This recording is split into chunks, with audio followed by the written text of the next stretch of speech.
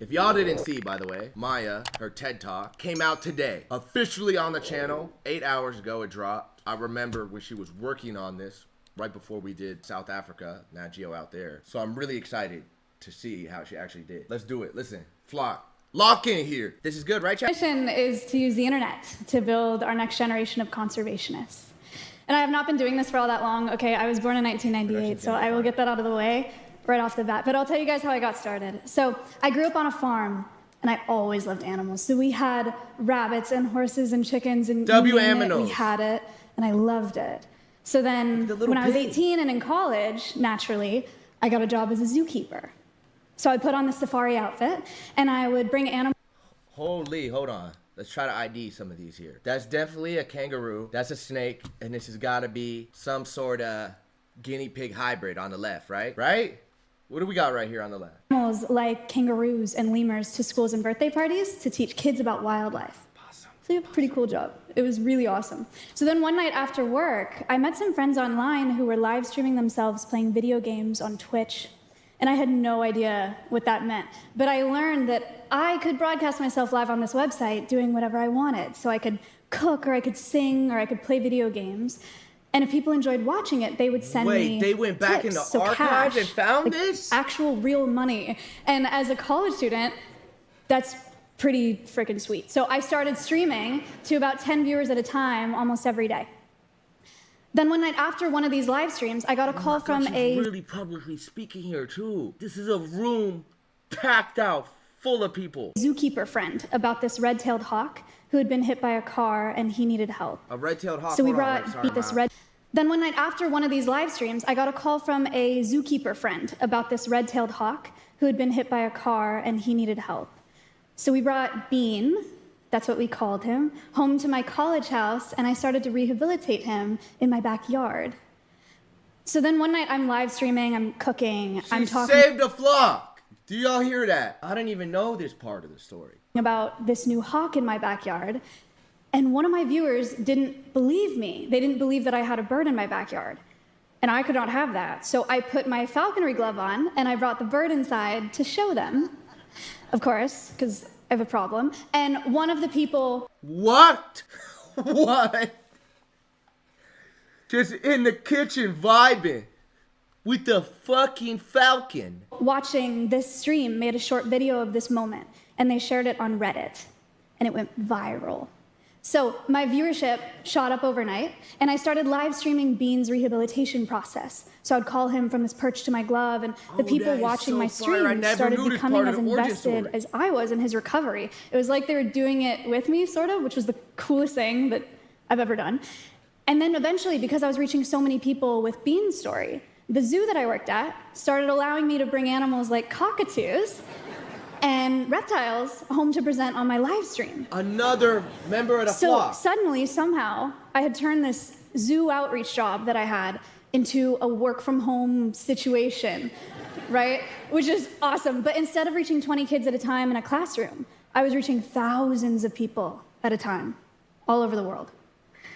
So this was when it really clicked for me, right? It's actually revolutionary if you really think about it, bro. If you really break it down. I think she's about to. Hold on. Do this for the rest of my life. But I wanted to do it at a much, much larger scale. So then 2 years later, at 22 years old, I came up with a plan, and the vision was to build an animal sanctuary that nobody visits, or at least not in person. So we would rescue animals and build huge animal enclosures, and we would live stream conservation education programs online. So people could fall in love with our animals. We would live stream conservation education programs online. So people could fall in love with our animals the way that they fell in love with Bean, that bird. Our animals would be able to reach millions and millions of people without having to meet a single one of them in person. And then, of course, I would fundraise all of the capital to do all of these things and build this entire facility in one single live stream. Which is the craziest idea that I've ever had. So but this is crazier. It worked somehow. So I'm live streaming one day, and there's some. Oh, thank you. Whoa. I'll take the applause. Thank you so much. Make some fucking noise, man. So I'm live streaming one day, and someone in my. Thank the applause. Thank you so much. So I'm live streaming one day, and someone in my live chat said, Maya, if we raise $500,000, would you shave your head on stream? And I said, yeah, duh. Because who wouldn't do that? Who in their right mind wouldn't do that? Apparently that was pretty motivating though, because over the course of a 21-hour-long live stream, we fundraised $573,000. Wait. How? We fundraised, motivating though, because over the course of a 21-hour-long live stream, we fundraised $573,000 to build the sanctuary. She's the GOAT. W haircut in the chat. Look at the airline here. You see the airline. One 23-hour live stream, $500,000 that funded Alveus and kickstarted this whole journey for her.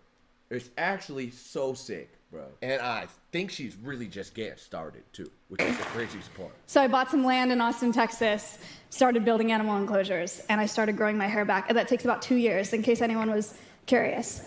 And these screens are huge. That is a huge picture of me bald in front of a lot of people. Okay, so next up. No. That had to have been the first time she saw it at that scale. Realizing, oh damn. But then rescuing animals. Okay, so Appa and Momo are marmosets. They're these very tiny, very, very charming New World monkeys. Someone originally bought. Run it back? Okay. What part did you? I think it's fine. It was in and out. Them as pets online, but then after years of inadequate care, they were brought to us for rehabilitation. So they now live at Alveus to help teach people about the exploitation of primates in the pet trade and about the importance of conserving their rainforest habitats too. They also have a little iPad to play games on now. It's very, very cute. Finn is an American red fox who was confiscated from the illegal pet trade in California. So he and his best friend Reed now live at Alveus to help teach people about the nightmare that is the We saw this exhibit with Silky, no? The fox exhibit? Is there still no Wi-Fi? No, we get Wi-Fi tomorrow. Why y'all putting top? Trade, helping to build a new generation of fur-free consumers. Then there's Winnie the Moo. Winnie! She's a cow. She was rescued from a beef operation in Oklahoma. She lives at Alveus to help teach people about commercial agriculture and how it impacts animal welfare and our planet. One way that viewers can support the sanctuary is by feeding Winnie treats. So a $5 donation made online results in treats being dispensed. Is by feeding Winnie treats. So a $5 donation made online results in treats being dispensed via this automated feeder. Today, bro, can we just talk about the even being able to think about that and make that a thing is so tough, right? Just to have that idea and then watch it unfold, and then I know how it listen, she says, listen. Hey, that treat feeder has generated over $38,000 in funding for the sanctuary. Isn't that crazy? Insane. No, she's genuinely a visionary, bro. Like, no one else did this before her. $30,000 off $5 donations. How many donations is that? What's the math on that? At least 10 to $25, right? It's a lot of treats. She's a very happy cow. Since 2019, through live streaming, I have raised over $7.5 million for conservation causes across the globe. Make some fucking noise. I think we're part of that too, chat. In 2025 alone, we reached over 250 million people with conservation education online. Half a billion. It's over 10 million classrooms, just like the ones that I was bringing zoo animals to in college, just in the last year. Alveus is now home to rescued parrots and emus and monkeys and wolf dogs and more, and we have those 36 cameras that are live streaming them 24 hours a day. But the beautiful thing about these live cameras is our animals are all blissfully unaware of the thousands of eyes on them at any given time.